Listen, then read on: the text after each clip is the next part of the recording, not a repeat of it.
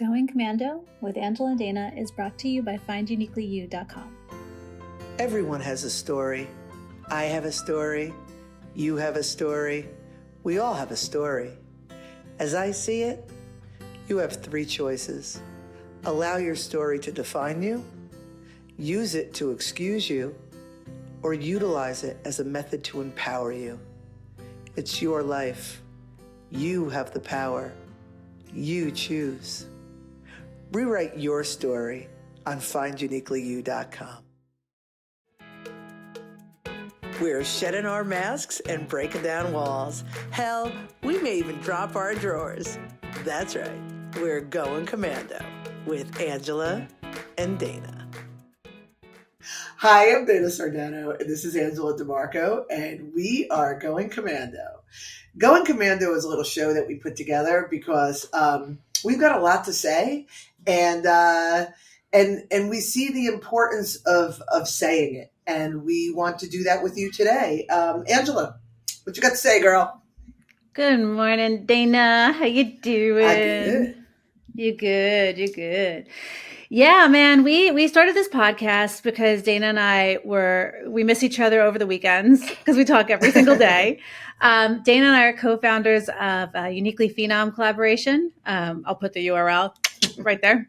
And she lives in Florida and I live in New York. And so we are truly this beautiful relationship of business partners and friends and practically family. I mean, you've become a sister to me. Seriously, like your husband is my brother-in-law. I love him like family. You know, I love your kids. You're Ravi. So we talk every day, and on the weekends we're usually more with our families and sneak a little text to each other here and there. But so we started this Monday morning recording thing because we always catch up. We're always talking about dreams and things over the weekend. We're like, we should record these. So, but really, what it's become is kind of like an archive of all the amazing experiences and things we've learned. And we're just two human beings who are going through life and have triumphed in some cases, have learned hard lessons in others. And this is kind of like our platform to just share those experiences for the sake of humanity. I don't know how else to say it. I'm going to take it from here. Sounds good. I'm going to check my water. No, but really, here's what it comes down to. We all human beings, we're all here and we are all muddling through the muck, trying to just find peace, find happiness, find freedom. And some of us get mired in the muck, and some of us realize what's happening and are consciously living and making an effort for it to be bigger, better, stronger, however you want to look at it. And Angela and I, we both are very conscious that we have made a decision that we want to live happy, peaceful lives. We want to feel free and whatever it takes to do so. And sometimes it's shits and giggles, and sometimes it's wading through the bullshit. And either way, shit is involved. I don't know. But we really, and because we do that, and because we stand together and lean on each other and support one another, we really see the benefit in allowing others to see that. And we also do it with humor. I mean, nothing is above us ragging on it. Like everything. We rag on ourselves, we rag on each other. Right before we even did before we pressed record, Angela's like, I had this great epiphany. And she's like, you know what my problem is? Blah, blah, blah. And meanwhile, I'm like, is she fucking kidding me with this?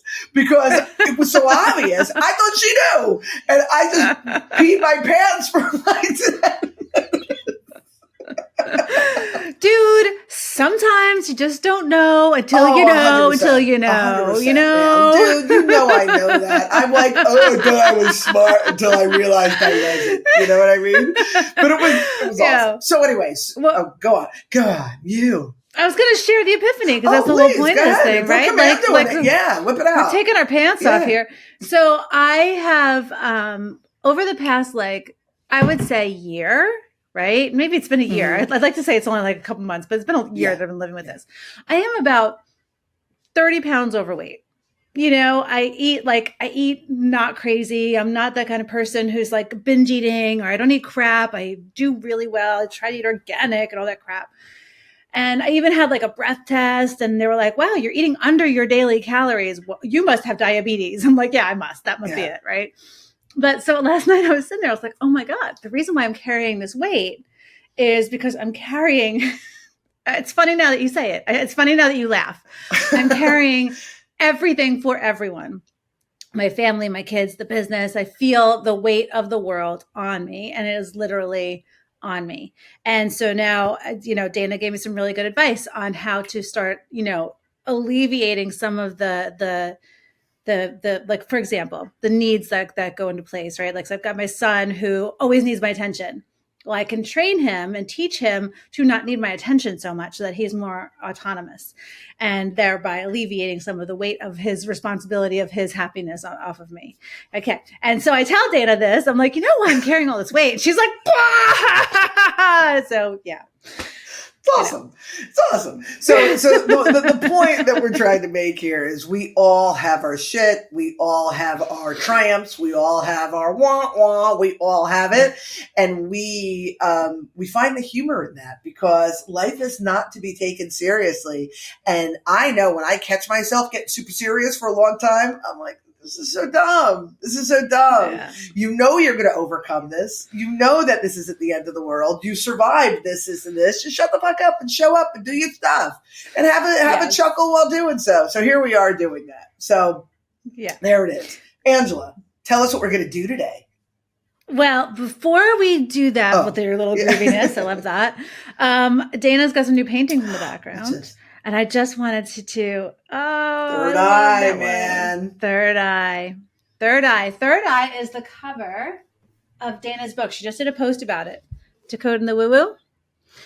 This is amazing. This is the follow-up to... Oh, here we go. Book plug. Book plug. So 10 Recs is really what we're focusing on in this season. We're focusing, for each week we're talking about a recommandment. I highly suggest you get this book. The paperback's available on Amazon. You can have it in your hands in a couple days. It'll change your life. And then come back and watch these episodes that go along with each recommandment, because you'll see how we kind of like go through with our stuff. But I do love Third Eye so much. And this book, Decoding the Woo Woo, is like, it mixes the practical with the metaphysical, and it's just awesome. So back to 10 Recs and why we're here. Last week we started with recommandment number 6. Yes. And we're going to do that again. We're going to continue, because the first one was about attachments, and there's a lot to say. There's a lot to say about all of this stuff, but attachments kind of like had its own episode, if you will. So today we're going to read the recommandment again, and we're going to focus. Yeah. And we're going to focus on, the part of it that's judgments, and possibly, what's the other part of it? Expectation. It may lead to both, or whatever. It may go into another episode. Who knows? We're going commando. We'll see what happens. Okay. Dana, lay it on us, girl. So the 6th recommandment: I shall not judge, attach, or expect anything from anyone or any situation. Rather, I shall recognize and understand that judgment, attachment, and expectation rob me of my peace.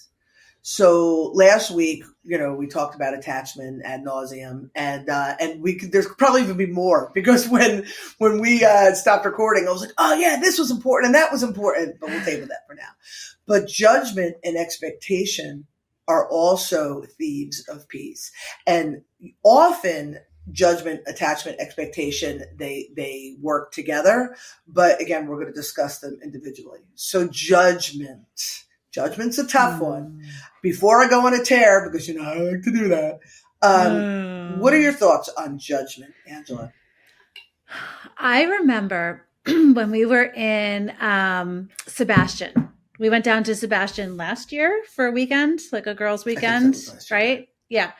And I remember we had changed the word judgy to assessy. Do you remember? Because we were like, I'm not being judgmental. I'm being assessing. I'm assessing the situation. So exactly. Which really changed the context, right? Because if you have somebody who's like acting out or acting like a blood, you can be like, oh, look at what they did. But if you're like, okay, let me assess the situation. Why are they acting the way they act? Oh, because so-and-so, something's happening in their life. And obviously they're looking for attention. And when you become into an assessment place, it helps you have more empathy. So I'm just going to start with that. Yeah. I'd be like, Angela, you're being a sassy. But, when I think about judgment, I think that judgment in some capacity is important. Discernment is really what we need. Judgment is when you attach opinion and you attach emotion to discernment, right? Mm-hmm. We need to assess, right? We need to have discernment. If I walk into, let's just say if I put my hand on the stove, right? I need to discern that a stove is hot, it will burn my hand. I must discern that. So that's how we go through life, discerning, assessing, figure things out. But when we judge, we then attach a personal belief to it. We attach an opinion to it. And often that comes with an emotion. And it again, to quote, it robs us of our peace. So let's just think about that for a second. How do we do that? How do we do that? Well, one of the first things, I remember giving you a hard time about this when we first started talking a couple of years ago, was the word should, right? As soon as you say something should be a certain way, then you are attaching an expectation, but you are judging what the situation should be. You're judging it, right? It should. Rather than taking it for what it is. Rather than just taking it for what it is, and rather than, deciding whether or not it serves me.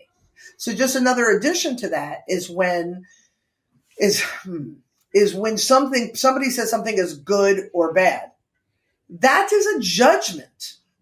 If you shift that language to, does it serve me or does it not serve me? Is it a benefit? Is it a detriment? Because that's really all it comes down to. But as soon as you say it's good or bad, not only you're placing a judgment, but what's good for you, Angela, is not necessarily good for me. Right. And that's what causes a problem. So, well, there's two things I want to talk about. One, I remember, I even hate saying this because now that I know, right? It was when I approached you with this, but when our friends, one of Maddie's friends' fathers shot himself in the backyard. And my first reaction was, what an asshole. How selfish. And you assessed the situation. No, I'm just kidding. Well, I'm kidding. I definitely judged the situation. Yeah. You know what I mean? And you were like, how sad is that? You don't know that person had to come to that. Like, it wasn't that they were trying to be an asshole or trying to hurt anybody's feelings. They were in just so much pain. I couldn't see that because I judged, how could you leave your family? Because that's how I would Because it should be that way. Because it should be, we're parents, we got to take care of our kids. And I feel, the minute you said it, I was like, oh, fuck. Yes, this is not about judging the situation. This is about, and that forever, honestly, that thing, because I felt so stupid almost for like having that judgment. Like I felt so ashamed for having that judgment, because it's like, how could I not be empathetic to another human being no matter what they're going through, Interesting. And since then it's made me I'm very much aware, very assessy now, as opposed to judgy. It's so much easier to look at situations and go, okay, what's the information? How can I be the best supportive person in the situation?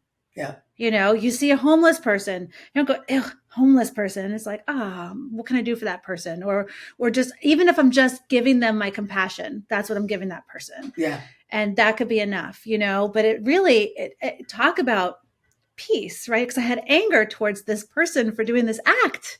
And which had nothing to do with you. Nothing to do with me. What the hell? How could I do that? Like I just felt like a dick, you know what I mean? And so, there's that, there's like the judgments of other people. And then, God, how many judgments on myself have you helped me through? Or all of us. Yeah. Yeah. But like over the years, Oh, I should be, making money. Oh, I should be. I'm not a good mother. This person did that. Just the judgments on ourselves is probably the hardest and most biggest robbers of our peace, I think. 100%. And here's the thing also, when we're feeling judged by another, it's truly coming from us. And I just want you to just because anybody who's listening to this is probably going to go, no, that's not true. But hear me out. I remember back in the day when I was single, a little bit younger, more carefree. No, but back in the day when I was dating, and I remember meeting guys all the time that their first impression to look at me, because whatever, I was tall, blonde, boobs, the whole nine, they judged me. They immediately thought I was stupid. And I remember always thinking, what a mistake. What a mistake. Yeah. Like I would go always, as soon as they started talking to me, I was like, oh, here we go. But I was always tickled by it. Like, I was like, oh, okay.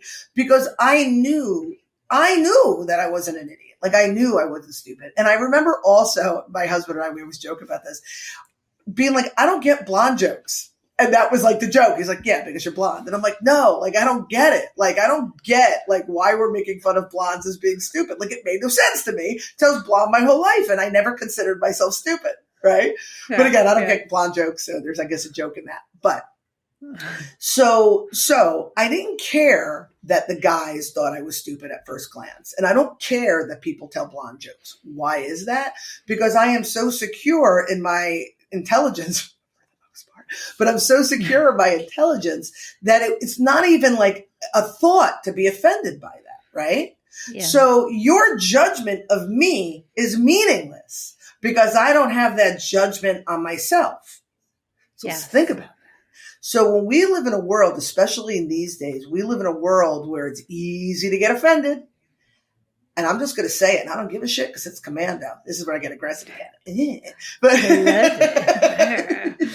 give me, girl. But we live in a world where people want to be offended. Because if you didn't want to be offended, you wouldn't be offended. If you felt empowered, if you felt secure, if you felt good about you and your life choices, then it wouldn't matter. And trust me when I'm telling you. Trust me. So, judgment. If you are feeling judged by another, you need to ask yourself, am I judging myself? How am I judging myself? Where does this come from? What are the beliefs behind it? Where do these beliefs come from? And is it a fair assessment? Be a necessity. Is it a fair assessment? And then you go from there. But it is something to think about. No, it's really good. I'm trying, obviously, how do we relate this to a layman's situation, right? Okay. So that's how that works. So let's do me. Let's do me. Okay. Yay, do you. Yay, do me. Yay. God, I know, idiots. My brain, I don't know where it is today, but go ahead. I listen in. Oh my God. Okay. So I feel I'm in a situation where my husband is he judges my situation because we're not bringing in financials. I'm trying to build this business and all that stuff. Buy books, buy workshops. So there's a part of me that gets so worked up by that, right? Because he is frustrated by me. He won't talk about the business. He won't get engaged. He won't get involved because he doesn't believe in what we're doing. So there's a part of me that's makes me doubt it myself. Yeah. But then there's a part of me that's like, fuck you, I'm going to do what I want to do because this feels good and I'm into it, but that piece hangs over me. And that's not because it's him, it's because it's in me. Yeah. I have a part of me that believes that I can't do it too. Yeah. Yeah. Now I'm going to give you a little flip to that because it's super relevant. When I had my grand epiphany now it's a week and a half ago or so, that I was going to sell the gallery, what I had to come to realize was that there was a piece that it had, and I mentioned this in our last video, that it hadn't yet affected my relationship with my husband, but it was going there if I kept digging my heels in. right? And what I came to realize was, oh my God, I have lost faith in myself, but my husband had faith in me. And once I realized that, I realized I was able to go, oh my God, yeah, totally, and rise up to it. So it's funny because it's really difficult. It's a difficult thing to solve because you are in this relationship, and it would be great if this person could uplift you when you needed it. But it's not able to at this moment for whatever reason it is. For whatever his reasons are, it's his business. It's not for me to pry. But it's for you to go to ask yourself, am I worthy? Am I able? Have I overcome in the past? Does anybody see me? Does anybody see me? Is that enough? Okay, because you're never, and this again, more and more truths, you're never going to overcome where you think you are until you believe that about yourself. Just like the heaviness in your body is because you're carrying the weight of the world, your inability to move forward is because you're holding yourself back here. So that, his perspective of you, because you're a partnership, does not help. But okay, I can't count on that right now. But there's other things from him you can count on. Yes. So you focus on what you can count on with him. You accept that you can't count on that, but you have to be able to count on yourself. You have to. I get there's a little piece of you, because I remember when I was like, oh my God, I totally have lost faith in myself. And then I was like, snap out of it. And I was able to do so. You know what I mean? Yeah. Yeah. And I think I'm in that place now where it's just like, all right, putting my big girl pants on. Yeah. But you can't do it out of anger either. Because I know that I've done things like, because I was going to prove it. And it's no, what do I know about myself? Yeah. I know that I'm awesome. I know that I've always overcome. I know where my talents lie. I know that I could trust in my partnership. And that's very important. What we're doing here. I know that, you know what I mean? I know all of these things. I have to not do it to prove, not do it because I'm angry, do it because this is what I do and I'm good at it. Yeah. Yeah. And I'm definitely walking in that space because I just want to live peacefully. Yeah. I don't want to have that rage inside. My son is, just turned 5.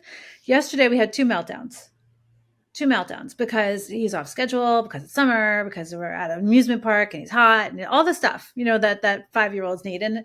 And for the first time, all I did was like put him in a space, let him have his meltdown and just be there for him. You know what I mean? Like just let him, and then he fizzles out. It's like taking the kettle off the water, off the heat, and then he just had to peter out. And I think that's, I don't know.